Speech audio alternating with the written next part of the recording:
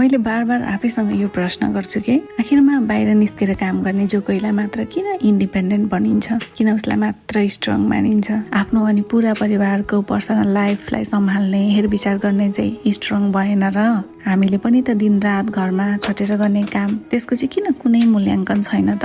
यदि छ भने आज पनि किन गृहिणीलाई स्वतन्त्र अनि आत्मनिर्भर मानिँदैन त। बुढाको पैसा उडाएपछि उसलाई त मस्ती छ नि, अक्सर हामीले सुन्नुपर्ने कुरा के। हुन त यो घरको हरेक कुना, हरेक चिज, हरेक वस्तुमा उहाँले कमाएको पैसा परेको छ, तर म यसलाई उहाँको मात्र एफर्ट मान्दिनँ, किनकि यसमा मेरो पनि त उत्तिकै योगदान छ। मैले घरमा रहेर बाँकी सबै कुराको ख्याल राखेकी छु, त्यसैले त उहाँले स्वतन्त्र भएर बाहिर निस्केर काम गर्न सक्नु भएको छ।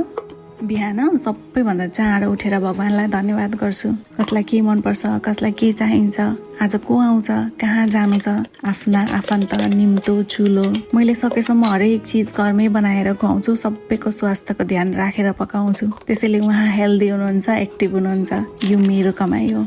घर सफा राख्छु, आफू पनि खुसी हुने प्रयास गर्छु। भनिन्छ गृहिणी खुसी भएको घरमा माता दुर्गाको बास हुन्छ रे, भगवानको कृपा सधैँ रहन्छ रे। सोच्नु न, घर अस्तव्यस्त देखेर मन प्रसन्न नहुँदा यहाँले मन लगाएर काम गर्न पो सक्नुहुन्न थियो कि। हो, पैसाले वस्तु किन्न सकिन्छ, तर खुसी सकिन्न। आमा बुवा बच्चा पर पाहुना अनि हामीलाई के कतिखेर चाहिएको छ त्यसको म्यानेज त मैले गरेको छु नि। यहाँ पनि त तपाईँलाई स्वतन्त्र राखेको छु। हो, मैले घर सम्हाल्छु, त्यसैले बाहिर निस्केर मन लगाएर फोकस भएर काम गर्न सक्नु भएको छ। उहाँले पाएको प्रमोसनमा मेरो चाहिँ कन्ट्रिब्युसन भएन र। हो, यो मेरो कमाइ हो।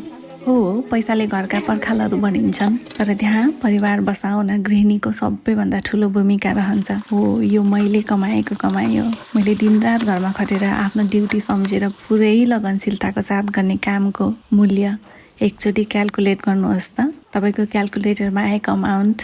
हो, यो मेरो कमाइ हो। सोच्नु न, बाहिर निस्केर पैसा कमाउने मान्छे पनि घरमा आएर खाना मागेर खान्छ नि है। यहाँ त ऊ पनि अरूप्रति आश्रित भयो नि होइन। यहाँ हरेक मान्छे कहीँ न कहीँ, कतै न कतै, कोही न कोहीसँग केही कुरामा एकअर्काप्रति आश्रित डिपेन्ड छ कि। अब भन्नुहोस्, कसरी गृहिणीलाई मात्रै अरूप्रति आश्रित मान्ने? नसकेर होइन, कसैको बाध्यता हुन्छ, कसैको परिस्थिति हुन्छ, अनि कसैको चाहना हुन्छ एज अ गृहिणी जीवन बिताउने। फेरि हामीले त हाम्रो कामहरू बाँड्या हो नि। म तिमीभन्दा बेटर आफ्नो पर्सनल लाइफ सम्हाल्न सक्छु, हाम्रो घर परिवार सम्हाल्न सक्छु, म यो गर्छु। तिमीले मभन्दा बेटर बाहिरको काम गर्न सक्छौ, तिमी यो गर। यहाँ सबैको जीवनको आफ्नै भूमिका हुन्छ।